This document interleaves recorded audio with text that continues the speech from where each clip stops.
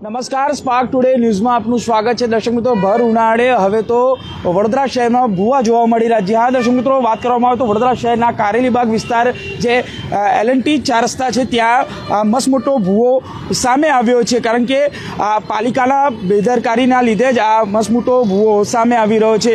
અગાઉ વાત કરવામાં આવે તો અનેક ભૂવા વડોદરા શહેરમાં જોવા મળી રહ્યા છે, ત્યારે આ લગભગ કહી શકાય કે 6 ફૂટથી 10 ફૂટ સુધીનો ભૂવો આ સામે આવી રહ્યો છે। આ કોર્પોરેશન અને તંત્રની જે નિષ્કાળજી છે તેને લઈને જ આવા દ્રશ્યો સામે આવી રહ્યા છે।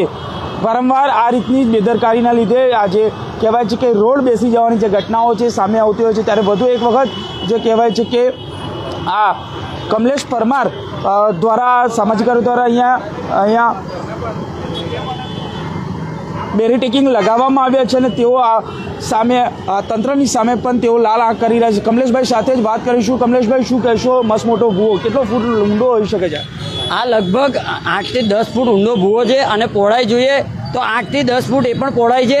એટલે કહેવાનો મતલબ આ મસ્ત મોટો ભૂવો છે। હાલમાં તો જે નાનું ગાબડું પડ્યું છે ઉપરથી, પરંતુ જો કદાચ આ બેરિકેડ ન લગાવતો અને અહીંથી જો કદાચ કોઈ 4 વ્હીલર રિક્ષા કે ગમે તે અહીંથી પસાર થતું હોત તો ચોક્કસથી આ ભૂવાની અંદર ખાબકી જાત। પરંતુ કહેવાય છે કે વડોદરા શહેરની અંદર વિકાસ ખાડે ગયો છે અને વડોદરા શહેરનું નામ ખડોદરા નગરી પડ્યું છે। આ સાચું એક ઉદાહરણ છે, કારણ કે ટૂંક સમય પહેલે જ વોર્ડ નંબર 3 ની અંદર ફતેગંજ વિસ્તારમાં એક ભૂવો પડ્યો તો એની બાજુમાં જ બીજો ભૂવો પડ્યો, સાથે જે કહેવાય છે કે આજે ઉડા સર્કલ પાસે ભૂવો પડ્યો। એટલે કંઈક ને કંઈક વડોદરા શહેરનું નામ જે ભૂવા નગરી નામ પડ્યું છે એ સાચી વાત છે। અને એક બાજુ જ્યારે મુખ્યમંત્રી કહેતા હોય છે કે ભાઈ વડોદરા સુરત ને અમદાવાદ આગળ છે ને વડોદરા પાછળ છે, આ સાચી વાત છે, કારણ કે કોન્ટ્રાક્ટરો, અધિકારીઓ અને નેતાઓ આ ત્રણની જે ટકાવારી હોય છે એ પ્રમાણે કામગીરી થતી હોય છે અને કામગીરી પરફેક્ટ રીતે નથી થતી, એના કારણે વડોદરા શહેર સૌથી પાછળ છે અને વિકાસના નામ પર વિનાશ થઈ રહ્યો હોય તેમ અમને લાગી રહ્યું છે। આ તો એક ભૂવો હતો, અગાઉ પણ અનેક ફતેગંજ વિસ્તારીઓ અનેક જગ્યાઓ આવી તો ભૂવા પડતો। અધિકારીઓ અને સત્તાધારી જે પક્ષ છે ખાલી ઓફિસમાં બેસી રહેવાનું જ કામ કરે છે। ચોક્કસથી વડોદરા શહેરની અંદર સમાચારના માધ્યમથી, ન્યૂઝ ચેનલના માધ્યમથી અને સામાજિક કાર્યકરના માધ્યમથી જ્યારે કોઈ પણ સમાચાર ઉજાગર કરે છે ત્યારબાદ તંત્ર સફાળું જાગે છે।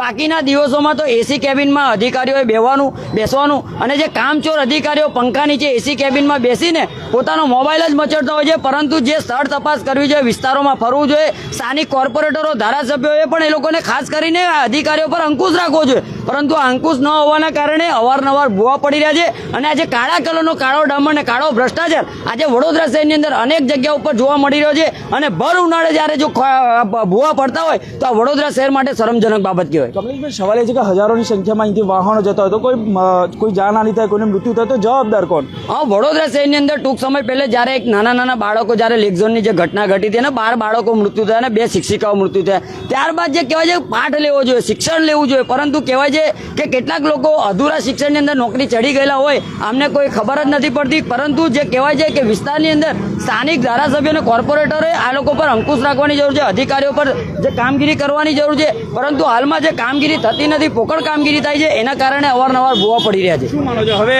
જો આપણે ન્યાય કોઈ પદ્ધતિથી, કોર્ટ પદ્ધતિથી કઈ રીતે લડાઈ લડીશું? ચોક્કસથી આ 24 કલાકની અંદર આ ભૂવાનું મરામત કરવામાં આવે, રિપેરિંગ કામગીરી કરવામાં આવે અને જો કામગીરી કરવામાં નહીં આવે તો આ ભૂવાની બાજુમાં બેસીને રામધૂન કાર્યક્રમ કરવામાં આવશે, તેની સંપૂર્ણ જવાબદારી વોર્ડ અધિકારીઓ અને વોર્ડના જે કોર્પોરેટરો અને ધારાસભ્યોની રહેશે। બિલકુલથી આગામી સમયમાં ચોક્કસથી જે પ્રમાણે આ કમલેશભાઈ પરમાર કહી રહ્યા છે અને આપ જોઈ શકો છો જે બસ કહેવાય છે કે આ L&T સર્કલ પાસે હજારોની સંખ્યામાંથી અહીંથી વાહનો જતા હોય છે અને એ વાહનોની અવરજવરમાં આ રસ્તો જે મુખ્ય માર્ગ કહેવાય છે ત્યાંથી હજારોની સંખ્યામાં વાહનો જઈ રહ્યા, ત્યારે આ મસમોટો ભૂવો આપ જોઈ શકો છો। મારા કેમેરામેન ગૌતમને કહીશ કે આ દ્રશ્યો બતાવે કે આ જે ભૂવો મુખ્ય માર્ગ પર આ ભૂવો પડ્યો છે, સામે આવ્યો છે। અગાઉ પણ આવા ભૂવા કેટલી વખત વડોદરા શહેરમાં જોવા મળી રહ્યા છે। ચોમાસું આવતા ત્યારે ભૂવો જોવા મળતો હોય છે, પરંતુ હવે આ ભર ઉનાળે આ જ પ્રકારના ભૂવા સામે આવી રહ્યા છે, ત્યારે કેટલી ખૂબ દર્દનીય વાત કહેવાય, કારણ કે વડોદરા શહેરની આ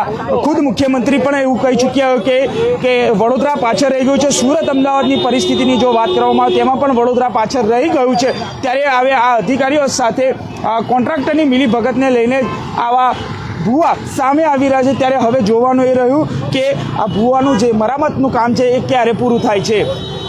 કેમેરામેન ગૌતમની સાથે Surat Solanki, spark today news, Vadodara.